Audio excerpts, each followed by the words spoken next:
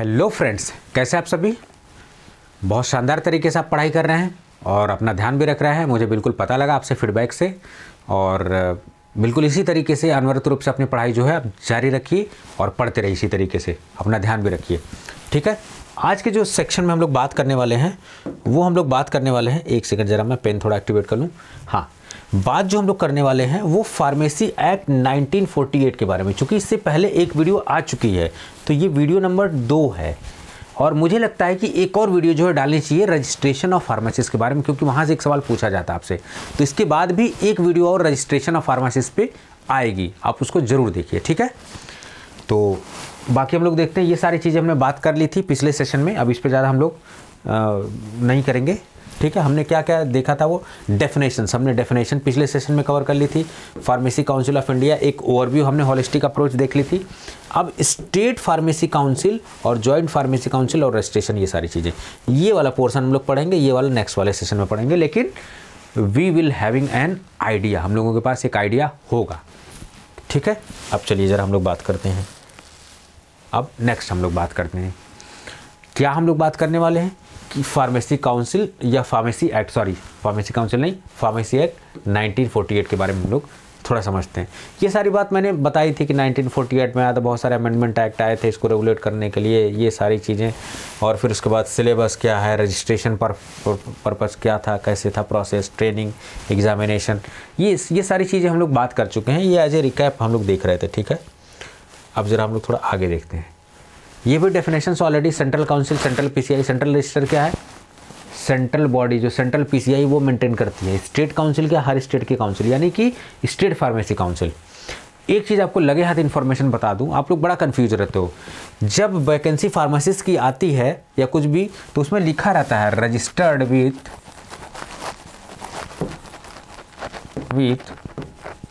Pharmacy, क्या लिखा रहता है, फार्मेसी एक्ट 1948। अगर ऐसा कुछ लिखा हुआ है, समझ जाइए कि वैकेंसी सेंट्रल है, कोई दुनियादारी से मतलब नहीं, कोई स्टेट रिजर्व वैकेंसी नहीं है। लेकिन अगर लिख दे state registered with state pharmacy council of Haryana या Haryana pharmacy council, UP pharmacy council, समझ जाइए खाली वो स्टेट के लिए है, बाकी लोग नॉट अलाउड।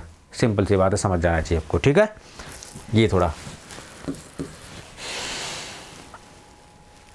चलो, फार्मेसी काउंसिल बड़ी बड़ी सी बिल्डिंग है, इसको थोड़ा सा देख लो, समझ लो। ठीक है, ministry of health and family welfare के अंडर स्टैट्यूटरी बॉडी है। Already I have explained what is going to be the statutory body, इसके बारे में हम लोग बात कर चुके हैं।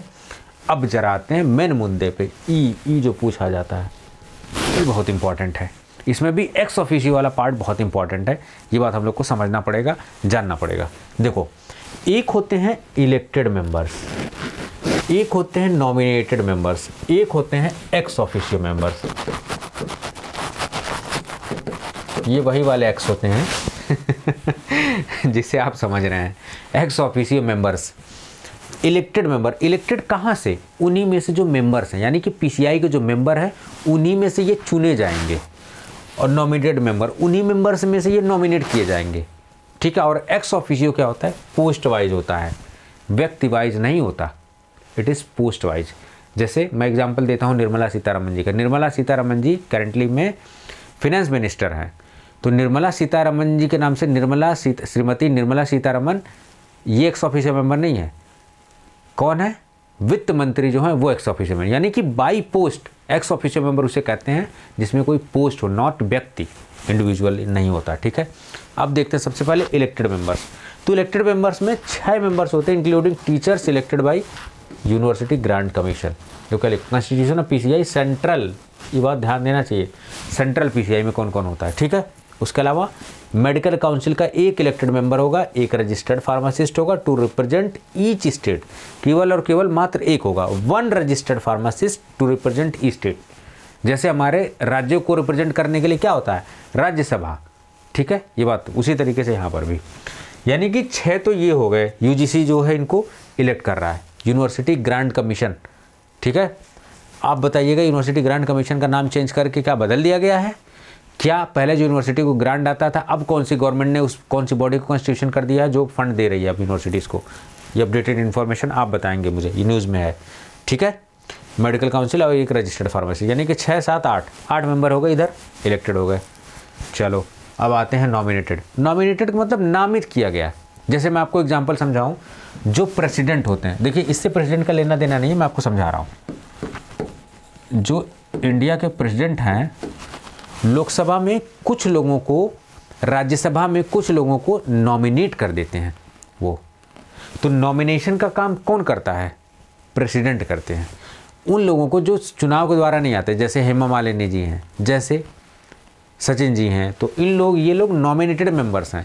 जनरली नॉमिनेटेड मेंबर्स ये लोग राज्यसभा के देते हैं। आप बताइए कि राज्यसभा में नॉमिनेटेड मेंबर होते हैं, लोकसभा में होते हैं? पहले यही क्लियर हो जाना चाहिए। पहले एंग्लो इंडियन का भी प्रोविज़न था, लेकिन अब हटा दिया गया उसको। कौन से अमेंडमेंट एक्ट से, कौन से अमेंडमेंट बिल से, वो आप बताएंगे, ठीक है। तो प्रेसिडेंट जो नॉमिनेट करता है मेंबर, क्या वो राज्यसभा में नॉमिनेट करने की प्रॉपर्टी होती है या फिर लोकसभा में होती है? आप कंफर्म करके मुझे बताएंगे, ठीक है। 6 मेंबर्स नॉमिनेटेड बाई, अब देखो ये सेंट्रल बॉडी है, तो सब कुछ सेंट्रल गवर्नमेंट, स्टेट की गवर्नमेंट से कुछ लेना देना नहीं है इनका, ठीक है। सेंट्रल गवर्नमेंट सब कुछ करेगी। A representative each from UGC and AICT. AICT all India council of technical education 1945 act आया था, तो वो इंफ्रास्ट्रक्चर फैसिलिटी वगैरह सारी चीज़ें जो प्रोफेशनल, क्योंकि फार्मेसी एक टेक्निकल कोर्स है, तो इसलिए एआईसीटी भी इन्वॉल्व हो जाती है यहाँ पर। एक registered pharmacist nominated by state government या यूटी, ये बात आपको समझनी पड़ेगी, ठीक है। तो right now we have seen the elected members, nominated members. थोड़ा सा कई बार पढ़ना पड़ेगा तब आपको याद होगा, इसमें कोई ट्रिक व्रिक नहीं है याद करने की, ठीक है। और इतना ज़्यादा डीप DIY में पूछा जाएगा, फार्मासिस्ट की बस की बात नहीं कि इतना सब पूछ दिया जाए, ठीक है, इतने लेवल का। जो मेन मुद्दा पूछा जाता है वो यहाँ से पूछा जाता है, ये एक्स ऑफिशियो, एक्स बड़ा एक्स वाला मामला इंटरेस्टेड रहता है इसका।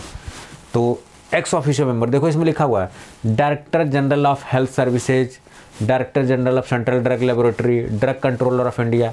ये तीनों जो दिख रहे हैं ना, ये भाई साहब, ये तीनों, ये जो दिख रहे हैं, ये पूछे जाते हैं आपसे कि एक्स ऑफिशियो मेंबर कौन होता है फार्मेसी एक्ट में। Which one of the following below mentioned is the ex officio member. 3-4 नाम दे देगा, उसमें गड़बड़ झाला। जैसे ये CDL दिया, उसकी जगह CDRI दे देगा, आपको चक्कर काट के खा के गिर जाएंगे। ऐसे उल्टे पुल्टे सवाल पूछता रहता है, ठीक है।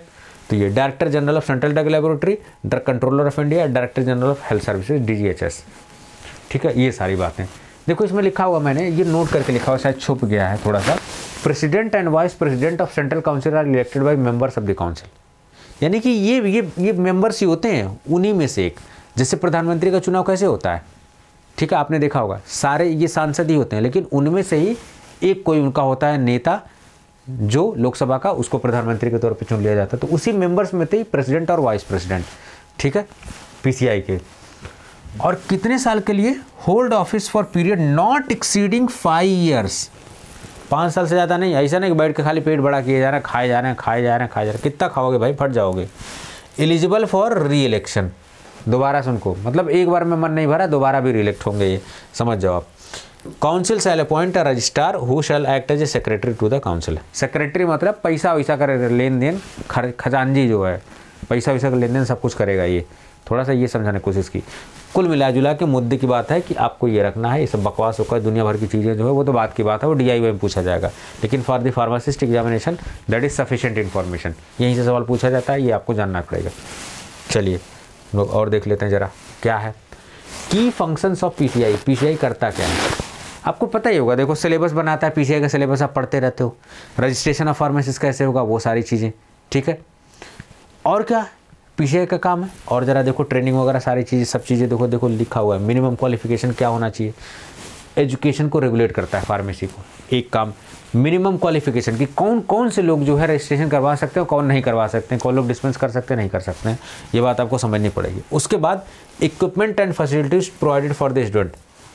लैब वेब सही है कि नहीं है, ये सब सही रहता है तभी जाके PCI अप्रूवल कॉलेज को मिलता है। अदरवाइज ना चक्कर लगाते फिर जाओ, कुछ नहीं होने वाला है तुम्हारा, ठीक है। सेंट्रल रजिस्टर का मेंटेनेंस करना, कंपाइलेशन ऑफ ऑल रजिस्टर। तो सेंट्रल रजिस्टर क्या है, सारे स्टेट रजिस्टर। अब ऐसा नहीं कि यूपी का भी डेटा जाएगा, हरियाणा का भी जाएगा, दिल्ली का भी जाएगा, महाराष्ट्र का भी आएगा, हर जगह का आएगा, ठीक है, वो सब। उसके बाद detail shared in 5 copies to the central body by state PCI after 1 April every year. 5 copy, dual control by the PCI and AICT। ये मुख्य बात है जो हम कहीं बुक में नहीं लिखी, मैंने बता रहा हूँ। इस प्रोफेशन को PCI के साथ साथ AICT भी, क्योंकि all India council of technical education AICT, तो इसलिए AICT भी यहाँ इन्वॉल्व है। किसी चीज़ के कई माई बाप हो जाते हैं ना तो फिर उसकी कदर नहीं बचती है। फार्मेसी का हाल क्यों इतना बेड़गर्क हो रखा है, इसीलिए एक फैसला लेता है दूसरा रिजेक्ट कर लेता है, आपस में बनती ही नहीं है। तो डिसीजन देखो, परिवार में कब डिसीजन बढ़िया होता है, जब आप आपस में मिल बैठ के बात करते हैं और एक निर्णय पे पहुंचते हैं। हालांकि उस निर्णय में पहुंचने में बहुत टाइम लगता है, सबके मतभेद होते हैं, लेकिन डिसीजन सही होता है, ठीक है, क्योंकि सबके उससे लिया गया है, एक तरफा डिसीजन नहीं है ये। अब जरा देखते हैं स्टेट फार्मेसी काउंसिल, ये भी बड़ा इंपॉर्टेंट है, इसको समझने की कोशिश करेंगे। देखो ये स्टेट फार्मेसी काउंसिल है और एक है joint state pharmacy council. Joint मतलब दो राज्यों का, जैसे होता है ना कि एक ही राज्यपाल उस स्टेट में भी काम कर रहा है, उस स्टेट में भी काम कर रहा है, लेकिन सैलरी एक ही जगह की मिलेगी उसको। तो ज्वाइंट फार्मेसी काउंसिल, जैसे हरियाणा हो गए, पंजाब हो गए, तो दोनों के हाई कोर्ट भी उसी तरीके से, दोनों का फार्मेसी काउंसिल भी उसी तरीके से, ठीक है। तो ये सारी चीज़ें देखो लगे हाथ हम लोग देखते हैं। यहाँ स्टेट काउंसिल में इलेक्टेड मेंबर, यहाँ भी elected member, 6 registered pharmacist state में, 3 to 5 registered pharmacist each of the participating state, ठीक है। अब रैंडमली कोई ले लिया जाएगा, एक एमसीआई का स्टेट एमसीआई, क्योंकि स्टेट काउंसिल है तो स्टेट एमसीआई का मेंबर होगा, यहाँ पर लिखा हुआ elected by the state MCI of each state, 1 member from each state. समझ सकते हो, ज्वाइंट में मेंबर ज़्यादा होंगे क्योंकि कई स्टेट के हैं। पता लगा कि हरियाणा को रिप्रेजेंट कर रहा है यूपी वाला, यूपी वाले को कर रहा है दिल्ली वाला, तो ऐसे नहीं होगा, हर जगह का रिप्रेजेंटेटिव होगा। उसके बाद नॉमिनेटेड मेंबर्स, तो 5 मेंबर्स ऑफ डिग्री और डिप्लोमा या 2 से 4 member nominated by each participating diploma state. ये सारी चीज़ें डिग्री या डिप्लोमा स्टेट, थोड़ा थोड़ा एक सरसरी निगाह से देख लेना है बस। आप कंपटीशन की तैयारी कर रहे हो, ये सेमेस्टर में लिखना नहीं है कि रट्टा मारना है, एक बार नज़रों से गुजार दो कि हाँ ये चीज़ था। उसके बाद देखो chief administrative medical officer of state, उसके बाद officer in charge of DNC act, government analyst, ये इंपॉर्टेंट मुझे बताना था आपको।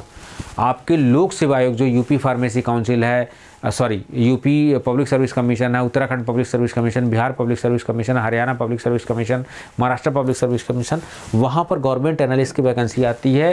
That is also a good opportunity, आपको बहुत अच्छी जॉब, ये बहुत अच्छी प्रोफाइल होती है, इस चीज़ को समझना पड़ेगा, ठीक है। ये सारी चीज़ें अब ज़रा देख लेते हैं।